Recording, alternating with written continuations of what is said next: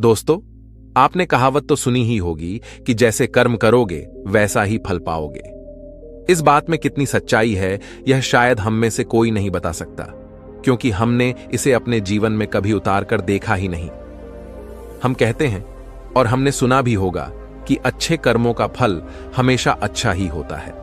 लेकिन मेरा आपसे एक सवाल है कि क्या आप इस पर पूर्ण रूप से विश्वास कर सकते हैं? लेकिन एक बार के लिए जरा सोचिए कि आप एक प्रयोग के माध्यम से अगर यह समझ लेते हैं कि कर्मों का फल कैसे मिलता है, तो शायद आपकी सारी शंकाएं हमेशा के लिए खत्म हो जाएं, क्योंकि इंसानों को आंखों देखी बातों पर पूर्ण रूप से विश्वास बहुत जल्दी हो जाता है और हम उस पर विश्वास भी कर लेते हैं। लेकिन दूसरी तरफ अगर हमने उसे नहीं देखा है तो हम इसे अंधविश्वास ही कहेंगे। तो आज की यह कहानी हमें कुछ ऐसा ही ज्ञान देने वाली है। आज आपको यह पता चलेगा कि कर्मों का एक ऐसा विज्ञान भी है जिसे जानने के बाद आप अपने कर्मों के माध्यम से अपने जीवन में सफलता हासिल कर सकते हैं। आपका दिमाग भी यह मानने पर विवश हो जाएगा कि कर्मों का फल अवश्य मिलता है। इस कहानी को शुरू करने से पहले मेरी आप लोगों से एक छोटी सी विनती है। यदि आप हमारे चैनल पर नए हैं तो चैनल को सब्सक्राइब और घंटी बटन को जरूर दबा दीजिएगा। एक समय की बात है, किसी नगरी में एक महान बौद्ध भिक्षु रहा करते थे। वह इतने ज्ञानी थे कि उन्हें आने वाला भविष्य भी दिखाई पड़ जाता था। वैसे तो उनके कई शिष्य थे, लेकिन उनका एक शिष्य जो अभी बिल्कुल नौजवान था, और वह बौद्ध भिक्षु जो कि अब बूढ़े हो चुके थे। वह बहुत ही ध्यानी व्यक्ति थे। जब वह ध्यान करने बैठते तो 2 से 3 दिनों तक वह लगातार ध्यान में ही लीन रहा करते थे, और इसी अवस्था में वह आने वाले भविष्य को भी देख लिया करते थे। एक दिन वह बौद्ध भिक्षु ध्यान में बैठे हुए थे। तभी उन्होंने देखा कि आज से 10वें दिन बाद उनका वह युवा शिष्य मृत्यु को प्राप्त हो जाएगा। यह भविष्य देखकर वह बौद्ध भिक्षु ध्यान से बाहर आए और उन्होंने तुरंत ही अपने उस युवा शिष्य को अपने पास बुलाया और उससे बड़े ही प्रेम से कहा, भंते, मैं तुम्हें अगले 9 दिनों तक की छुट्टी दे रहा हूं। इन 9 दिनों में तुम अपने घर जाओ और वहां पर सभी के साथ रहकर आओ। तुम सभी से अच्छे से मुलाकात कर लेना, सभी को प्यार देना। शिष्य ने जब अपने गुरु के मुख से यह बातें सुनी तो वह खुशी से उछल पड़ा। उसने अपने गुरुवर से कहा, हे गुरुदेव, आपको यह कैसे पता चला कि मेरा मन अपने घर वालों से मिलने का कर रहा है? कहीं आप मुझसे मजाक तो नहीं कर रहे? इस पर वह बौद्ध भिक्षु अपने शिष्य से कहते हैं, नहीं भंते, मैं तुम्हें सच कह रहा हूं। तुम इन 9 दिनों में अपने घर पर रहकर सभी से मिलकर आ सकते हो, लेकिन मेरी बस एक बात याद रखना कि तुम्हें 10वें दिन शाम होने तक यहां पर वापस आना होगा। उस शिष्य ने हां में सिर हिलाते हुए कहा, ठीक है गुरुदेव, मैं 10वें दिन यहां पर शाम तक वापस आ जाऊंगा, लेकिन आप भी अपना ख्याल रखिएगा, क्योंकि अब आप बूढ़े हो चुके हो और आश्रम का यदि कोई काम हो तो आप मेरे आने तक इंतजार कीजिएगा, उसे मेरे लिए छोड़ दीजिएगा। मैं अपने घर से वापस आकर उन सभी कामों को समय पर पूरा कर दूंगा। इसके बाद वह शिष्य अपने गुरुवर से आज्ञा लेता है और अपने घर की ओर प्रस्थान करता है। लेकिन उस शिष्य ने एक बार भी मुड़कर नहीं देखा कि गुरु की आंखों में अपने प्रिय शिष्य को खोने का कितना दर्द था। उस युवा शिष्य के घर के रास्ते में एक नदी पड़ती थी। उस नदी के किनारे चींटियों के बहुत सारे टीले लगे हुए थे, जहां लाखों चींटियां रहती थीं। उनमें से कुछ चींटियां लगातार टीले के अंदर जा रही थीं और वहीं पर कुछ चींटियां उस टीले से बाहर आ रही थीं, जिसमें से कुछ चींटियां एक दूसरे से टकराकर अपना रास्ता बदल दिया करती थीं। यह सब देख उस शिष्य को बड़ा ही आनंद मिल रहा था। वह कुछ देर वहीं पर खड़ा होकर उन चींटियों का यह सारा कार्यक्रम देख रहा था। तभी अचानक उस शिष्य का ध्यान नदी की ओर गया और उसने देखा कि नदी का पानी अब धीरे धीरे बढ़ रहा है, जिससे नदी से आने वाली लहरें चींटियों के उन टीलों के पास पहुंच सकती थीं, और जब वह लहरें उन चींटियों के टीलों के पास पहुंचेंगी तो बेवजह ही वह लाखों चींटियां उस पानी में बह जाएंगी और वो लाखों चींटियां मारी जाएंगी।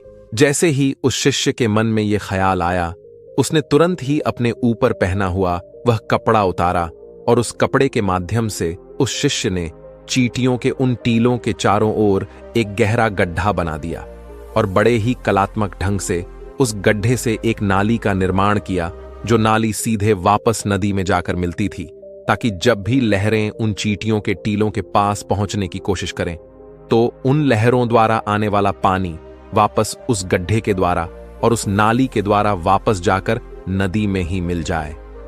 इतना कहकर वह शिष्य अपने घर की ओर चल पड़ा। अपने घर पर पहुंचने के बाद वह अपने घर वालों से मिला और घर पर रहते हुए 9 दिन कब बीत गए उसे पता ही नहीं चला।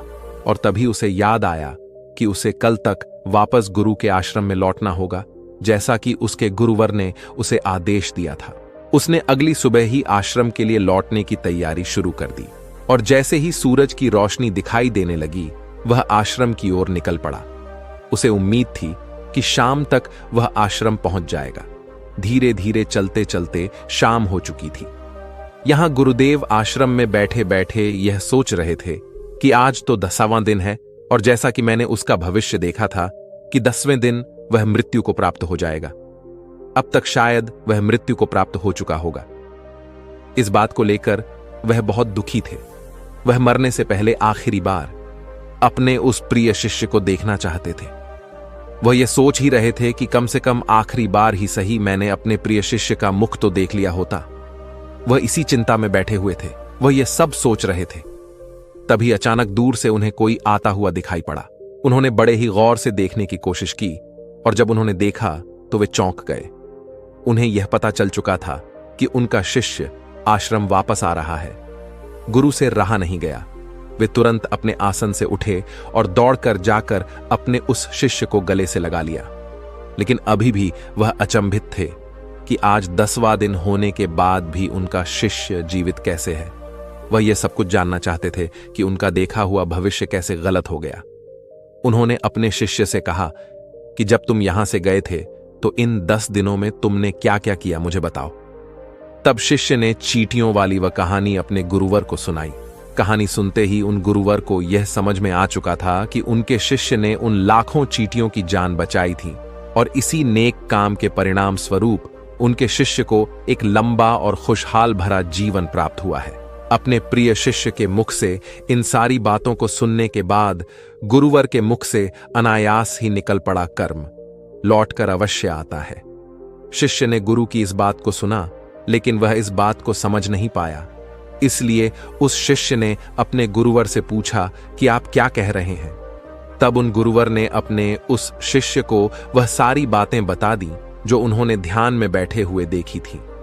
जब शिष्य ने वह सारी बातें सुनी तो उसके मन में एक सवाल जगा। उसने अपने गुरुवर से कहा, हे गुरुवर, जब आपको ये सारी बातें पहले से ही पता थी, जब आपने ध्यान में ये सब पहले ही देख लिया था, तो आपने मुझे इसके बारे में क्यों नहीं बताया?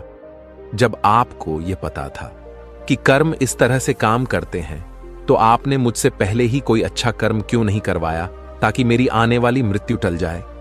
तो कृपा करके मुझे यह बताइए कि आपने ऐसा क्यों नहीं किया। मैंने तो अनजाने में ही उन चींटियों की मदद कर दी थी, जिसके परिणाम स्वरूप आज मैं आपके सामने जिंदा खड़ा हूं। लेकिन यह काम आप मुझे बताकर भी तो करवा सकते थे, तो फिर आपने ऐसा क्यों नहीं किया? इसके पीछे का क्या कारण है? अपने उस युवा शिष्य की इस बात को सुनकर वह गुरु मुस्कुराने लगे और कहते हैं कि भंते, यदि मैं तुम्हें इसके बारे में बता देता तो तुम्हारे मन में एक लालच होता और तुम अपना जीवन बचाने के लिए यह कर्म करते। लेकिन कर्म का असली अर्थ यह नहीं है, बल्कि जब हम किसी भी कर्म को बिना किसी लालच के, बिना कुछ पाने के स्वार्थ की करते हैं, उसी को असली कर्म कहा जाता है, जिसके क्रम में तुम्हारी कोई भी इच्छा जुड़ी नहीं होती। ऐसे काम बिना किसी इच्छा के किए जाते हैं और ऐसे ही कर्म फलीभूत होते हैं और इन्हीं को असली कर्म कहा जाता है। यदि मैं तुम्हें इसी कर्म को तुम्हारी मृत्यु को टालने के लिए करवाता तो तुम्हारे अंदर यह लालच होता कि इस कर्म को करने के बाद तुम्हारी मृत्यु टल जाएगी। तुम अपनी जान बचाने के मकसद से इस कार्य को करते और तुम जब इस मकसद को पाने के लिए करते तो इसमें तुम्हारा लालच भी जुड़ा होता, जिसके परिणाम स्वरूप तुम्हें उस कर्म का पूरा लाभ नहीं मिलता। हम इंसानों के कर्मों का एक बहुत ही छोटा सा सिद्धांत है कि किसी भी कर्म को यदि आप बिना लालच के, बिना स्वार्थ के करते हैं तो वही असली कर्म कहलाता है। अर्थात आप किसी भी कर्म को पूरा मन लगाकर कीजिए, लेकिन उसके बदले में यह मत सोचिए कि उसका परिणाम क्या होगा, इसका फल हमें क्या मिलने वाला है? तुमने देखा होगा कि अक्सर जब कोई व्यक्ति दान करता है तो उसके साथ उसका मन भी जुड़ा होता है। वह दान करते वक्त यह सोच रहा होता है कि यदि मैं आज दान करूंगा तो भगवान मेरे साथ अवश्य ही अच्छा करेंगे, मुझे अच्छे फल मिलेंगे। और इसी तरह वह जिंदगी में बहुत सारे कर्म इसी तरीके से करता है, जिसके परिणाम स्वरूप हमें उस कर्म का पूरा लाभ नहीं मिल पाता। और बाद में हम यह सोचते हैं कि हमने तो अच्छे कर्म किए थे, लेकिन उन कर्मों का कोई फायदा हमें नहीं मिला। कर्मों का सिद्धांत एक मिथ्या है, झूठ है। जरा आप खुद एक बार के लिए सोचिए, जब आप किसी मंदिर में जाते हैं तो आपके मन में कुछ न कुछ पाने की इच्छा अवश्य रहती है। आप सोचते हैं, यदि मैं आज भगवान के सामने हाथ कर यह मांग लूंगा तो मुझे वह अवश्य मिलेगा। आज मैं भगवान की पूजा करूंगा तो इसका फल मुझे अवश्य ही अच्छा मिलेगा। जब आप मंदिर के अंदर जाते हैं, प्रार्थना करते हैं, अपने दोनों हाथ जोड़ते हैं, आंखें बंद करके भगवान को ध्यान करने की बजाय आप अपने मन में उन इच्छाओं का ध्यान रखते हैं, तो क्या आपकी यह प्रार्थना स्वीकार होती है? नहीं, क्योंकि प्रार्थना तो वही स्वीकार होती है जो मौन रूप से की जाती है, जिसमें आपके मन में कोई भी इच्छा ना हो। आप उस समय केवल पूरे मन से भगवान को धन्यवाद करते हैं उन सभी चीजों के लिए जो आज तक आपको भगवान ने दी है, और वह भी बिना किसी स्वार्थ के। ऐसी ही प्रार्थनाएं स्वीकार होती हैं।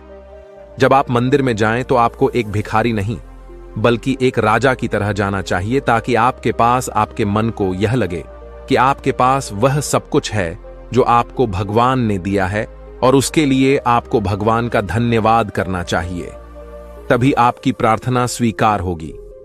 लेकिन ऐसा करना भी थोड़ा सा मुश्किल है, क्योंकि जब भी हम कोई भी काम करने की कोशिश करते हैं तो सबसे पहले हमारे मन में उसके फल की चिंता अवश्य होती है। आपके मन में यह सवाल भी अवश्य आएगा कि मैं ऐसा क्या काम करूं जिससे मैं अपना मनचाहा फल प्राप्त कर सकूं। इसलिए जब भी आप भगवान को ध्यान कर रहे हों तो अपने मन में कोई इच्छा न रखें। अपने मन को मौन बनाने की कोशिश करें। अपने मन को शांत बनाएं और वर्तमान में रहकर बिना भविष्य की चिंता किए बस कर्म करते जाइए। और याद रखिएगा कि उस कर्म को करने के पीछे आपका उद्देश्य अच्छा होना चाहिए। उसका फल आपको अवश्य ही अच्छा मिलेगा। और हां, यह भी याद जरूर रखिएगा कि यदि आप फल के बारे में ही सोचते रहते हैं तो आप एक न एक दिन गलत दिशा में फंस ही जाएंगे। हो सकता है कि आपके मन में अब यह सवाल आ रहा हो कि कोई दूसरा व्यक्ति आपका बुरा चाहता है।